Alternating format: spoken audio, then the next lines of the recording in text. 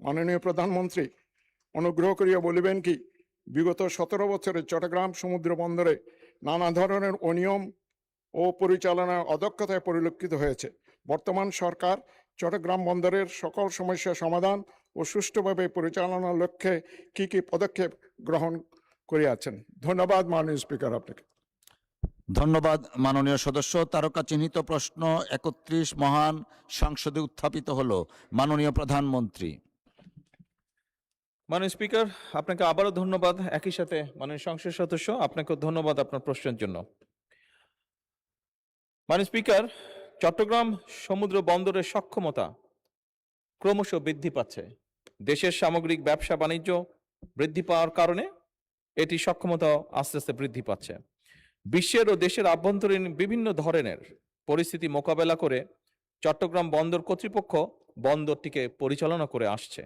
বিশ্ব মন্দা, কোভিড-19 পরিস্থিতি ইত্যাদি সময়েও মাননীয় স্পিকার চট্টগ্রাম বন্দর 24/7 অপারেশনাল অর্থাৎ 24/7 অপারেশনাল ছিল। ফলশ্রুতিতে 2010 সালে যেখানে কার্গো এবং কন্টেনার হ্যান্ডলিং ছিল যথাক্রমে 4,53,90,663 মেট্রিক টন এবং 13,43,448 20 ফুট ইকুইভ্যালেন্ট ইউনিট, সেখানে 2025 সালে চট্টগ্রাম বন্দর কর্তৃপক্ষ 13,51,812 মেট্রিক টন কার্গো এবং 34,09,069 TEU কন্টেনার হ্যান্ডলিং করেছে। বিগত বছরের তুলনায় 2025 সালে কন্টেনার, কার্গো এবং জাহাজ হ্যান্ডলিং এর প্রবৃদ্ধি ছিল যথাক্রমে 4.7, 07, 11.43 এবং 10.5%। মাননীয় স্পিকার, চট্টগ্রাম বন্দরের সক্ষমতা বৃদ্ধির জন্য সমন্বিত কার্যক্রম গ্রহণ করা হয়েছে, যার সংক্ষিপ্ত বিবরণ আমি তুলে ধরছি। মাননীয় প্রধানমন্ত্রী, আপনি চাইলে এটা পঠিত বলে গণ্য হতে পারে, বেশ লম্বা দেখছি। মাননীয় স্পিকার, যেহেতু একটু লম্বা, আমি অনুরোধ জানাবো বিষয়গুলোকে পঠিত বলিয়া গণ্য করার জন্য। ধন্যবাদ। ধন্যবাদ মাননীয় প্রধানমন্ত্রী। উত্তরটা পঠিত বলে গণ্য হলো। মাননীয় সদস্য, আপনার কোনো সম্পূরক প্রশ্ন থাকলে দয়া করে উত্থাপন করুন। আপনাকে অশেষ ধন্যবাদ। মাননীয় প্রধানমন্ত্রী, বাংলাদেশের অর্থনৈতিক ক্ষেত্রে চট্টগ্রামের অবদান শতকরা 47%। এই ক্ষেত্রে চট্টগ্রাম বন্দরের ভূমিকা অত্যন্ত গুরুত্বপূর্ণ। বিগত সরকার দলীয়করণের মাধ্যমে চট্টগ্রাম বন্দরকে রাজনৈতিক হাতিয়ার হিসেবে বানিয়েছিল।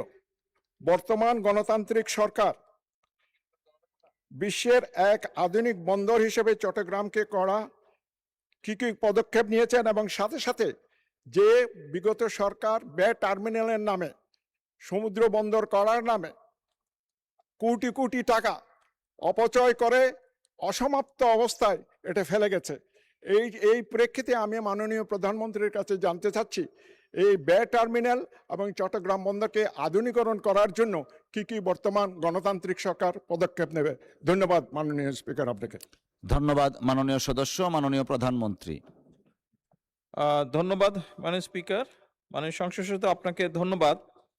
আপনি যে প্রশ্নটি করেছেন ডিটেইলটা এই মুহূর্তে আমার কাছে নেই। আপনি নোটিশ দিলে আমি আপনাকে ডিটেইলটা জানাতে সক্ষম হব। তবে বে টার্মিনাল এটার বাস্তবায়নের পরিকল্পনা তো আমরা নিয়েছি। আপনাকে আমি বলতে পারি যে বে টার্মিনালটা চালু হলে পরে অবশ্যই এটার একটা উপকারিতা সামগ্রিকভাবে অর্থনীতি এবং দেশ পাবে। মাননীয় স্পিকার, বে টার্মিনালটা চালু হলে বড় আকারে যে আমাদের মাদার ভেসেল সরাসরি চট্টগ্রাম বন্দরে ভিড়তে পারবে। এখন নাব্যতার জন্য অনেক সময় বড় জাহাজ আসতে পারে না, এবং যখন বড় জাহাজগুলো, মাদার ভেসেলগুলো আসবে, এর ফলে স্বাভাবিকভাবে ট্রান্সশিপমেন্ট ব্যয় বা খরচ অনেক কমে আসবে।